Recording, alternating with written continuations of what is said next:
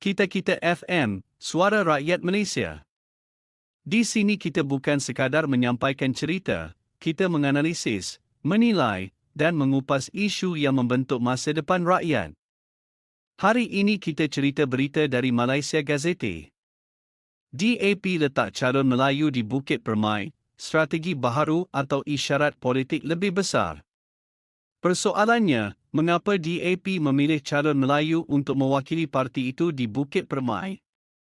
Adakah langkah ini mampu mengubah persepsi pengundi terhadap DAP?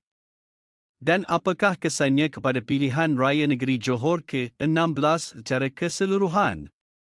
Rakan-rakan, perkembangan ini menarik perhatian ramai kerana ia melibatkan satu parti yang selama ini sering dikaitkan dengan sokongan pengundi bandar dan masyarakat Cina. Namun kali ini, DAP membuat keputusan meletakkan Muhammad Shafwan Ani sebagai calon di Dewan Undangan Negeri Bukit Permai. Menurut kepimpinan parti, pemilihan beliau dibuat berdasarkan pengalaman, hubungan dengan masyarakat setempat dan rekod kerja di kawasan tersebut.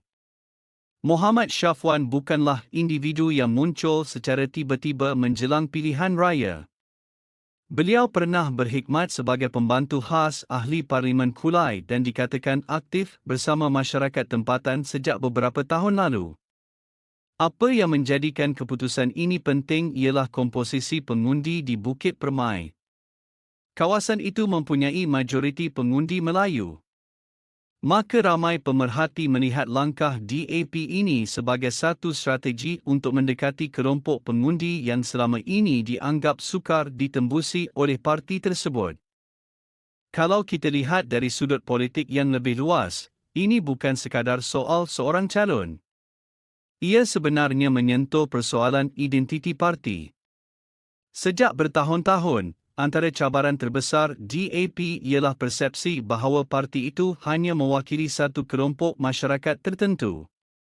Walaupun pemimpin parti sering menegaskan mereka membawa agenda pelbagai kaum, persepsi tersebut masih wujud dalam sebahagian kalangan pengundi. Jadi apabila DAP meletakkan calon Melayu di kawasan majoriti Melayu, mesej yang cuba dihantar mungkin jelas. Parti itu mahu menunjukkan bahawa mereka bersedia membuka ruang lebih luas kepada pemimpin daripada pelbagai latar belakang kaum. Namun persoalannya, adakah pengundi akan melihat langkah ini sebagai perubahan yang ikhlas atau sekadar strategi pilihan raya? Skim persoalan utama yang bakal diuji dalam pilihan raya negeri Johor kali ini. Dalam politik Malaysia, pengundi hari ini semakin matang. Mereka bukan hanya melihat kepada kaum calon semata-mata. Mereka juga mahu melihat rekod perkhidmatan, kemampuan menyelesaikan masalah rakyat dan sejauh mana seseorang calon memahami isu tempatan. Jika Muhammad Shafwan berjaya meyakinkan pengundi bahawa beliau benar-benar dekat dengan masyarakat dan mampu membawa suara mereka ke Dewan Undangan Negeri, maka faktor parti mungkin menjadi kurang dominan. Tetapi jika pengundi melihat pencalonan itu sekadar percubaan kosmetik untuk menarik sokongan Melayu, maka cabaran yang dihadapi beliau akan menjadi lebih besar. Kita juga perlu melihat perkembangan ini dalam konteks politik Johor yang semakin kompetitif. Pilihan raya negeri kali ini bukan sekadar pertandingan antara parti-parti tradisional. Banyak pihak sedang berusaha menembusi kubu lawan dan memperluaskan pengaruh masing-masing. Pakatan Harapan memerlukan kemenangan yang meyakinkan untuk membuktikan bahawa kerjasama dalam kerajaan perpaduan masih mendapat sokongan rakyat. Dalam masa yang sama, parti-parti lawan tentunya akan cuba menggunakan pelbagai isu bagi mempengaruhi sentimen pengundi. Sebab itu, setiap pemilihan calon membawa makna yang lebih besar daripada sekadar mengisi borang pencalonan. Menariknya, DAP Johor juga mengumumkan bahawa daripada 17 calon yang bakal bertanding, terdapat 3 calon Melayu dan 2 calon India selain majoriti calon Cina. Ini menunjukkan parti tersebut sedang cuba menampilkan imej yang lebih pelbagai. Selain itu, parti turut memberi penekanan kepada penyertaan wanita dalam senarai calon mereka.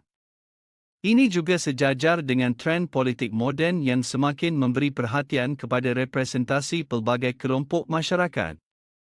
Bagi kerusi senai pula, penyandang Wong Bor yang diberikan kepercayaan untuk mempertahankan kerusinya.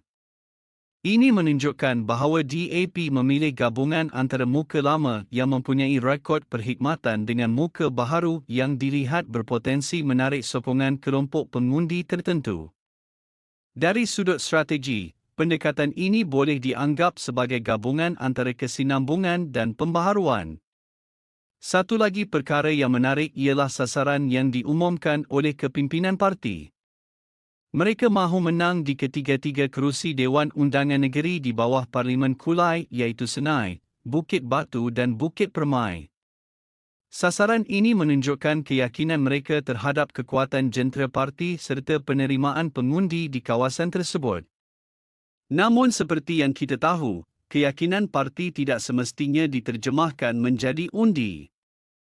Pada akhirnya, yang menentukan kemenangan ialah pengundi sendiri. Mereka akan menilai siapa yang paling layak mewakili mereka, siapa yang paling memahami masalah tempatan dan siapa yang menawarkan penyelesaian yang paling meyakinkan. Bagi DAP, pencalonan Muhammad Syafwan mungkin menjadi satu ujian penting. Jika beliau berjaya, ia boleh dijadikan bukti bahawa parti itu mampu mendapat sokongan lebih luas merentasi kaum. Jika tidak, pihak lawan mungkin akan mengatakan bahawa strategi tersebut masih belum cukup untuk mengubah persepsi yang telah lama wujud. Jadi inilah yang menjadikan pertandingan di Bukit Permai menarik untuk diperhatikan. Ia bukan sekadar soal satu kerusi Dewan Undangan Negeri. Ia juga menjadi medan menguji sejauh mana politik berasaskan pelbagai kaum dapat diterima oleh pengundi Johor. Apapun keputusan nanti, pilihan raya negeri Johor kali ini dijangka memberikan banyak petunjuk tentang arah politik negara menjelang pilihan raya umum akan datang. Sekarang kami ingin dengar pandangan anda. Adakah DAP meletakkan calon Melayu di Bukit Permai kerana faktor kemampuan calon tersebut, atau kerana strategi untuk menarik undi Melayu? Pada pendapat anda, adakah pengundi hari ini masih mengundi berdasarkan parti dan kaum, atau lebih melihat kepada individu serta rekod perkhidmatan calon? Tulis pandangan anda di ruangan komen. Kita raikan perbezaan pendapat secara matang dan berhemah. Itu dia ulasan dari Kita-Kita FM, suara dari hati rakyat Malaysia.